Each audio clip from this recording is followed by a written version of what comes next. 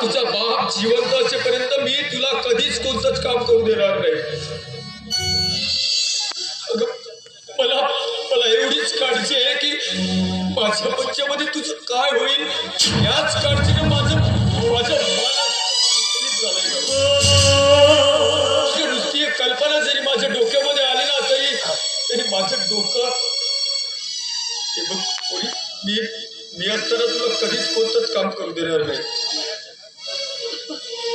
बाबा आई